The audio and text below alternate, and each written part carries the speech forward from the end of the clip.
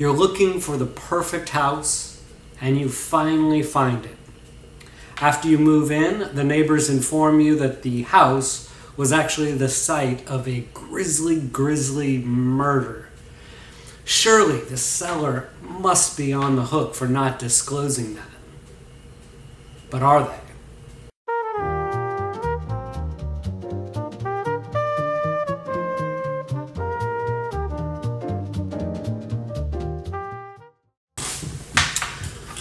Let's look at this grisly murder example.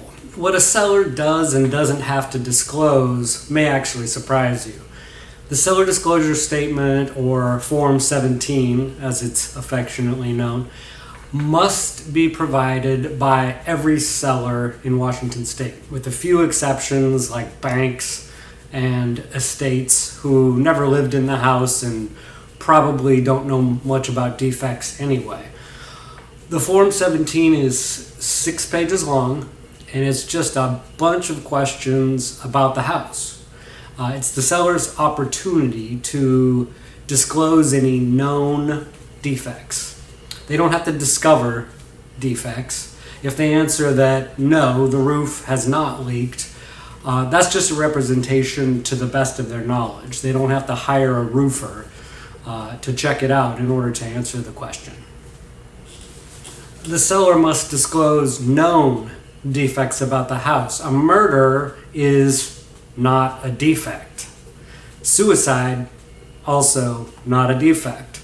Satanic rituals, death by natural causes, sex offenders in the area, gang activity, these things aren't considered defects to the house and therefore aren't covered by this form and don't have to be disclosed by sellers. The buyer, on the other hand, should look into the neighborhood as part of their research into the house.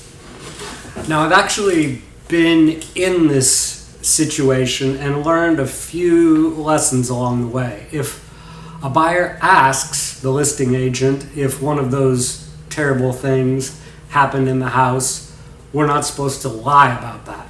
But volunteering the information could harm our seller, to whom we have a fiduciary agency relationship. We need to protect their best interests by law.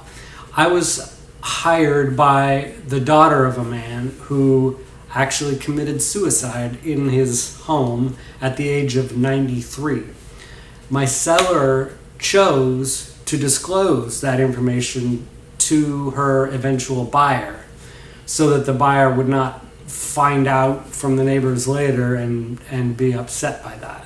And it turns out that the buyer was totally undeterred by this information. She lives in that house to this day, over a decade later, and absolutely loves her house. The questions that are asked and must be answered on the form relate to structural issues, water problems, past repairs or remodeling that might have happened, permits being pulled, zoning disputes, environmental hazards, and things like that. The seller must answer every single question. That's required.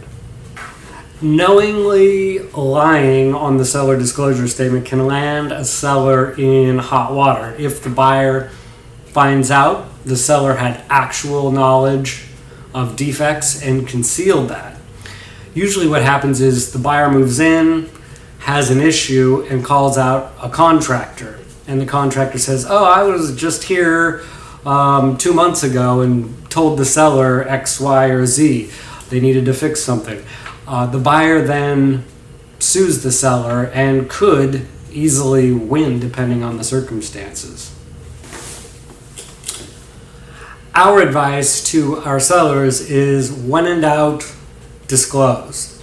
It's easier for a buyer to move past an issue if there's total transparency up front when they're excited about the house and in their decision mode, then after they've moved in, discover a problem that's going to be a financial surprise.